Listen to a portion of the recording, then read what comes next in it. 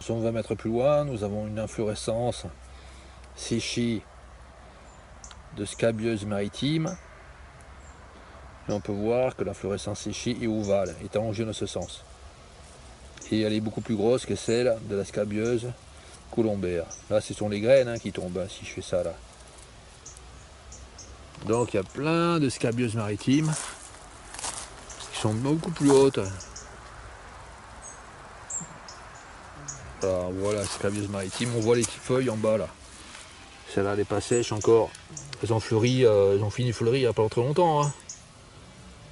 Il y en a quelques-unes qui sont encore en fleurs là. Ouais, je vais en montrer qui sont en fleurs.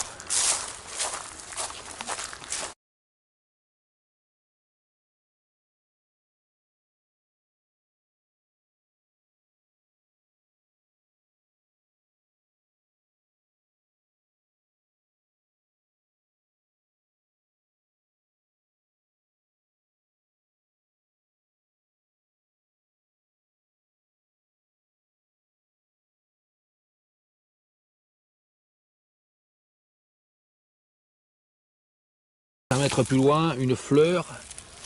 Oh, c'est pareil, on voit pas de différence, de scabieuse maritime.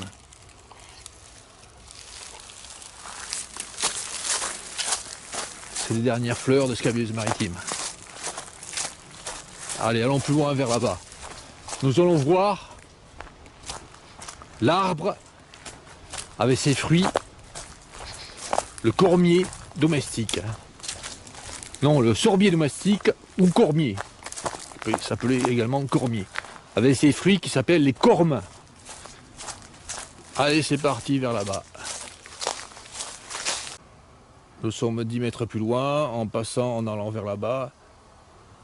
En passant, ce que je vois là, c'est plein de scabieuses. Alors, des scabieuses maritimes. Voilà la scabieuse maritime. Avec la plupart des fleurs sont sèches. Là, comme celle-là.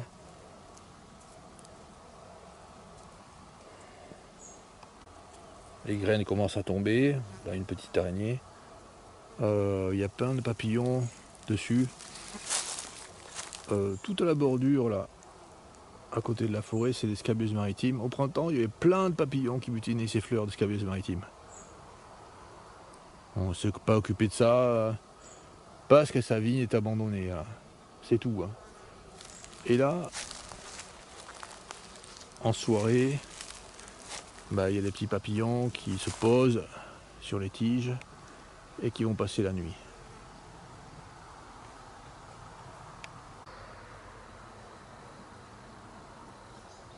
Ces papillons, ce sont des azurés, alors des azurés communs ou alors d'autres espèces d'azurés. Bon, c'est difficile à déterminer comme ça, il y en a plusieurs. Tout le long, vraiment tout le long là, c'est plein de scabieuses maritimes. Faut voir les inflorescences.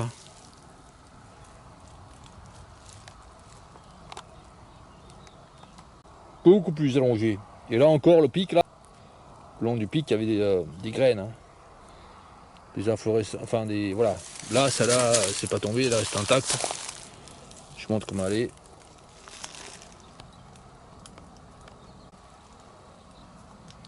Voilà l'ensemble des fruits de la scabieuse maritime.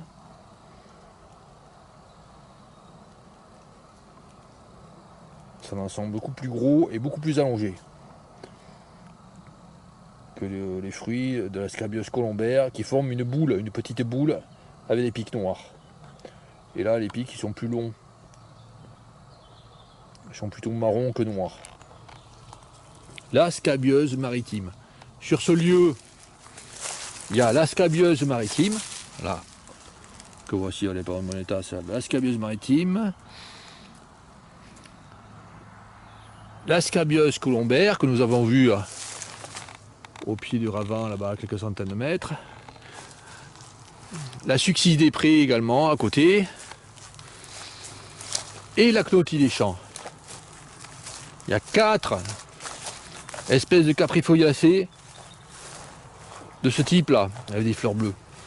Et puis également le Caphré foliacé, mais un type assez différent. Les Cardères sauvages qui est en bas, dans la vigne. Et l'autre Caphré foliacé d'une autre sous-famille, c'est le Cherve à feuilles d'Étrurie.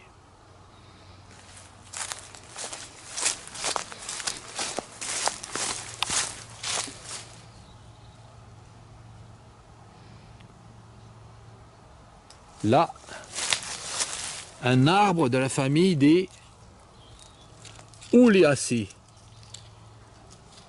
C'est un frêne. Le frêne est un arbre de la famille des Oléacées. Et puis également, là, un troène commun, arbre de la famille des Oléacées. Oléacées. C'est un lieu de vie de beaucoup d'espèces de plantes de la famille des Oléacées et de beaucoup d'espèces de plantes de la famille des Caprifoliacées. Allez, nous allons aller derrière là, la petite route, à quelques centaines de mètres, non même pas à 100 mètres, et nous allons voir le cormier ou sorbier domestique.